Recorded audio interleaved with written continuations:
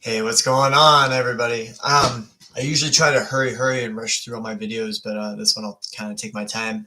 Um, so be a little bit of a longer video. I wanted to talk about the zine distro that I'm sort of starting. For a while, I've been doing a zine called Behind the Zines, and a lot of you have seen it and read it and contributed to it. I decided to start a zine distro, and I was going back and forth on names, and I decided just to call it Behind the Zines Distro or Behind the Zine Distro, BTZD.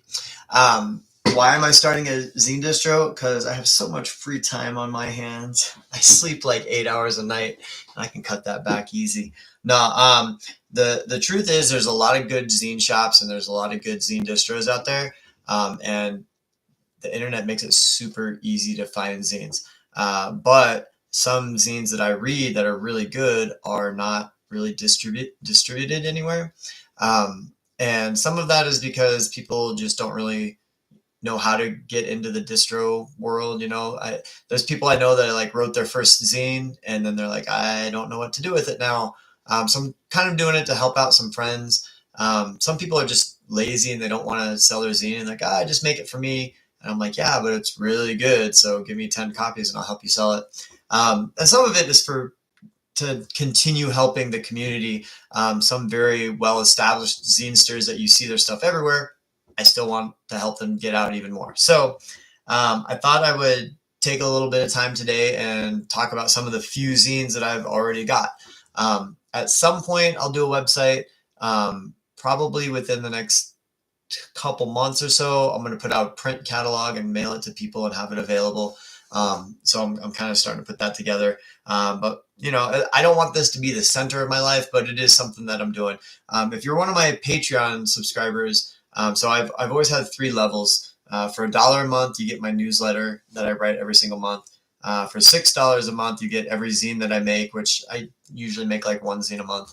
And then for $10 a month, you get everything that I make. So that's all my newsletters, my zines, and also if I do stencils or paintings or graphic design stuff, or if I put up music when I did my CD, or if I print a book. So $10 a month, you get anything that I make. I just yesterday added a new level for $20 a month, which I know is a lot of money. But for $20 a month, you can get all the zines that I'm going to be distroing. So along with my newsletters and my zines and my artwork and my books and whatever that I do, I'll also mail you all the zines that I distro. So like you'll get basically 1 extra zine a month for whenever until I run out of zines, I guess. So all of my stuff will be available through the distro or through me, as it always has been. So all the behind the zines and everything else. But let me talk about some of the other zines that are not mine. A while ago, I bought a display rack. You can see right there. And it's an old one made for magazines and stuff. And I saw it at an antique shop. I'm like, that's gonna help me organize, because this bookshelf here, that's where I keep all my zines that I distro. And all this stuff up here is the zines that are like my personal collection. So there's like 2,000 zines up on a shelf there of my collection. But this stuff over here back in the closet is going to be a display of all the stuff that I'm going to be destroying from now on. So I thought I would talk about some of the zines that are made by other people, not by me, by other people. So the first one is The Grasshoppers Are Coming. A lot of people know this zine and have read this zine. This is published by my partner, my wife, AJ, aka Alicia, and she read a book about grasshopper invasion in America in the 1800s and how this swarm of grasshoppers just flew across the country eating everything, like destroying crops, like literally landing, like a swarm of grasshoppers landing on a person and eating the clothes off their back, like just for a whole summer, just decimated the country. It's pretty intense and awesome. And so she wrote that, all about that, which I love. And a lot of you have already read it, creepy grasshoppers. So I've had that for a while. I still have that. I've also been selling for a while this zine called Paretic. So this is a zine. I think that's how it's pronounced, the Paretic. I have 5 different. The person who does it has 5 different issues, and I sell all 5 of them and have for a while. I think that's how it's pronounced. This is the name of a person who has paresis, which is a condition where you are basically pee shy, or you can't pee in public, you can't pee around others, you don't ever want to talk about it or whatever, anyone to know about it, and it's this weird thing that actually affects more people than you would think. And this guy talks all about what it's like to have that. It's like something that doesn't seem like a big deal. You kind of laugh it off or make a joke about it. But when you read his account, he's like, yeah, like if I have a 5-hour flight, I have to hold it the whole time, including at the airport, because I'm not going to go pee in an airport, or if I'm on a date with someone, I can't pee the whole time I'm on a date with them, and it's super embarrassing and awkward. So it's actually like one of the best zines to come out in the last 5 years. So these are all available.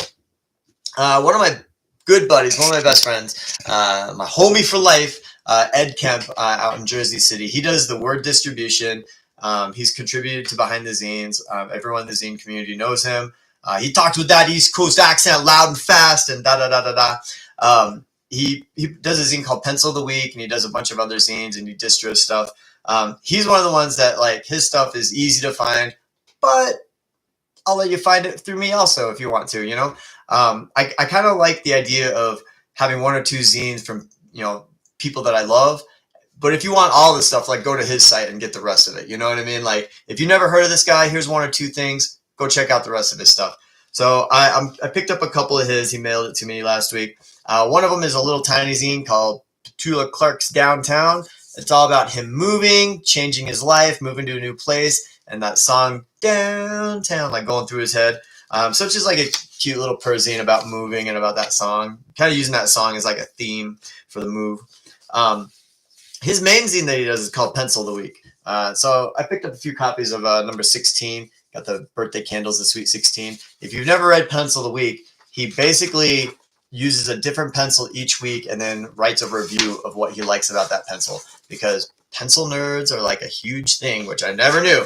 But there's people that are like writing reviews online for what kind of pencil they like, and Ed is one of those people. I don't really give a shit about pencils, but I love reading this zine because he works his personal life into it. So he's talking about the pencil, but he's also talking about, oh, this is what I was using the pencil at work. This is what was going on at work. Da da da da da. And, I got my cat at home. I got this. I got that. So he talks about his personal life through the pencils, if that makes sense. So it's all about pencils, but it's also zine. It's pretty cool. Ed also did 2 issues of a zine called Touring America. Touring America. One of them is called Up the Punks, which Up the Punks is a punk rock phrase. We're like, yeah, up the punks. It's like camaraderie in the punk rock world, but also Up the Punks because he went to Punxsutawney for Groundhog Day. Yes, like in the movie. He went to Groundhog Day and saw them bring out the groundhog, and it sees its shadow or it doesn't. He's got some groundhog-related pictures. I've never been to Punxsutawney. I think Groundhog Day is really weird, but it seems like a really fun time. I hope the groundhog is well taken care of. I'm like an animal rights dude, so like that's the first thing I'm like, but what's going on with the groundhog when we don't see him? But it seems like a really fun time, and I love this scene, and I love zines that talk about some event or some place that I've never been to, because it gives me a little glimpse. Like, maybe I'll go someday, but maybe not. And if not, this is the next best thing. He also did an issue of Touring America called Fall in New England, and drove in a big loop and went around looking at all the, New England, Northeast, Massachusetts, New Hampshire, all that area up there, the turning of the leaves in fall, cupcakes and lighthouses, and just talks about what it's like driving around there. And, it's Touring America. Have you ever been to the Northeast? If not, here's your chance to read about it. And if you do live up here, there's a chance to read about some place you go to all the time. I just got in the mail today a zine from Anna Selheim. Anna contributed to the last issue of the most recent issue of Behind the Zines. She lives in Baltimore. I've never met her, but we have a mutual friend in Baltimore. She's a comic book artist that does all these different comics. So she does a bunch of different ones. This one in particular was my favorite of hers, so I asked for a few copies of this. It's called 3 Terrible Dogs. That's all I'm going to say about it. Don't you want to read about 3 terrible dogs? I love that comic. So I just got that in the mail today, which is cool. A couple more to talk about. This is one I got a while ago. This has been out for a little while. How to Resist Amazon and Why.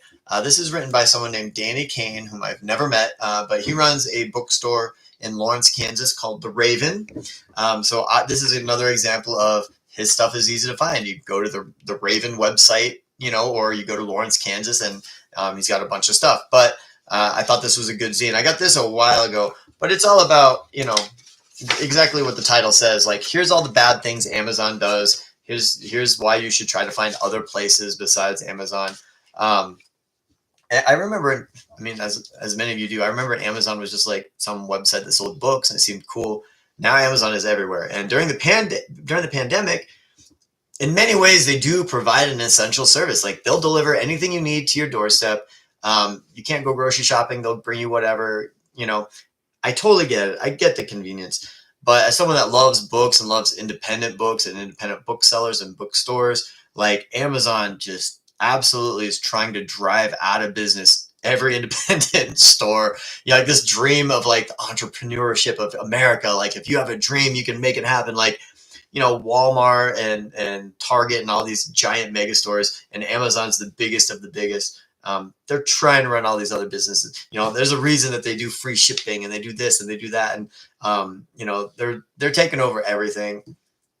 So whatever, this will remind you that, hey, Amazon might have free shipping, but if I order it directly from the Raven bookstore, they will also mail me a book, and it'll cost $3 for shipping, but it's keeping, a business alive. So it's a cool zine. This I got maybe 2 years ago, 3 years ago. I don't know when this came out. It says 2019, so I must have gotten it like 2 years ago. This one I just got like a week ago or a couple weeks ago, and I immediately was like, I need to carry this. Save the USPS. I love the Postal Service. I use it all the time. I won't say every day, but every week. If you're a zine store, you're at the post office all the time. Good luck. Someone orders a zine and you want to ship this, UPS or FedEx. This $3 zine will cost you $12 to mail. And you go to the post office, it's $1, it's $3, it's whatever. There's nothing. It drives me crazy when people complain that the price of stamps went up. Like, oh, it's 58 cents instead of 55 cents. Like, dude, like, good luck finding it cheaper than that. So anyway, in the last few years, Trump put in Louis DeJoy as the head of the USPS. So this is like a millionaire dude that has stock in UPS. He has stock in all these big companies, and coincidentally, the USPS is run like shit now. All the workers at the USPS, I love. The mail carriers, I love. People at the counter, some of them get grumpy, but I love them. But the top dude, it's awful. These are all things that I know.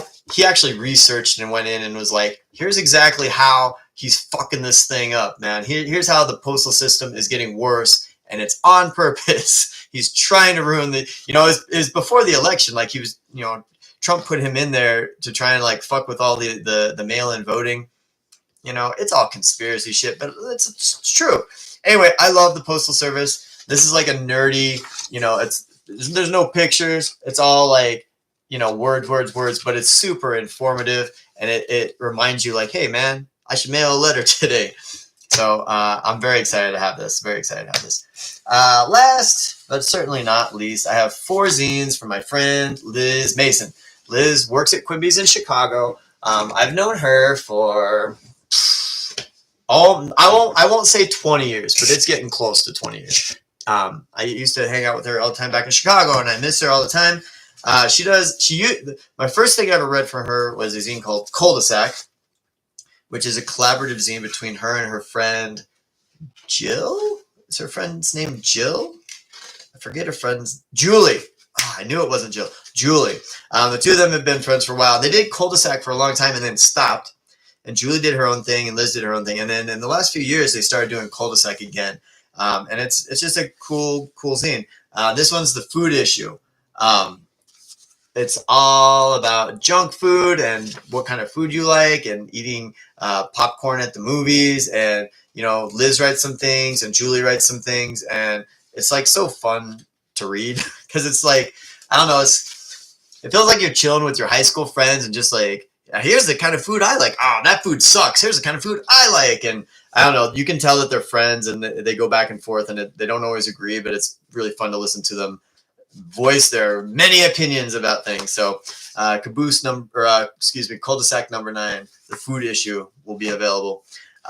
Liz's main zine is Caboose. So I have 2 issues of that. These are 2 of my favorite issues. This is another example of, if you like me and you like my distro, pick one of these up. If you like this, go to Liz's site, go to Quimby's, go to LizMasonIsAwesome.com. Find Liz, send her an email. She's super nice. And then buy all the rest of her zines. Caboose number 12 is all about jury duty. So I'm out of age to be in a jury, and I vote. I'm a registered voter. I've never been called to jury duty. I always hear people complain about it. Oh my God, I gotta go to jury duty. It's always the joke in sitcoms. I've never gone to jury duty. I don't know if it's cool or bad or boring or what it is.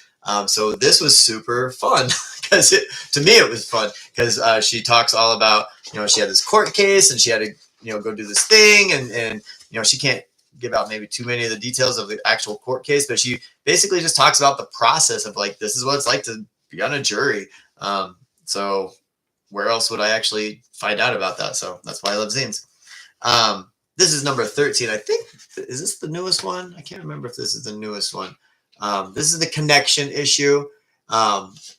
It's about meeting up with people. It's about doing karaoke. It's about, trying to find connections during pandemics type, doing Zoom stuff, that kind of thing. It's just good. I like it. So I picked up some of those. Last one I'm going to talk about for today is also by Liz, The Most Unwanted Zine. This is a zine lover's zine, because this is intentionally the worst zine ever made. Immediately, that's not true. For example, it's got staples, it's bound. The worst zine ever would be something that's not stapled. So it's tongue-in-cheek, trying to be bad. It has bad poetry. It has this ridiculous introduction that doesn't, the classic, sorry it took me so long since my last issue. It has like 3 pages of pictures of fire escapes. Something that if you just saw it in a zine, you'd be like, why are you showing me all these pictures of fire escapes? But then it becomes kind of artsy and cool. You're like, oh, I really like these pictures of fire escapes. It's got a how to do a potion, a pagan witch ritual, which is all bullshit. It's got a recipe for vegan food, which is like a terrible recipe that sounds like it would make awful, awful, terrible food. Bad poetry. It's just, if you've read zines, there's things that irritate you in zines. She took all the things that irritate you in a zine and put it into one zine. I begged her to make it not only a high price, but an awkward price, $18.87. And I said, Liz, you gotta sell it for that price. That'll really make people mad that they spent $18. She's like, but no one would ever actually buy it. I said, I would buy it. She's like, you and 3 people would buy it, and no one would. So the zine is actually, I think, like $5. But the cover price is $18.87. But it's actually only $5. If you want to read a really bad zine, there you go. So if you want any of those zines, you can email me or text me or call me, and I can, you can send me money and I'll send you the zine. If you want to sign up for $20 a month, I'll just start sending you one every month. You'll get them all. Like I said, at some point I'll have a website. Pretty soon I'll have a little print catalog flyer to mail out to people. But these are the types of zines I'm going to start carrying. Zines by my friends, zines that I think are cool. And yeah, that's it. If anyone out there has questions, let me know. If anyone out there wants to help me run a distro, I could probably use the help. Specifically, if you want to help me with some website stuff, that would be cool. If not, I'll figure it out. I've done websites before, but just not for a long time. But yeah, that's that. So hope everyone's doing okay out there. April is almost done, which means my newsletter will be coming out next week. Love you guys. Take it easy. Bye.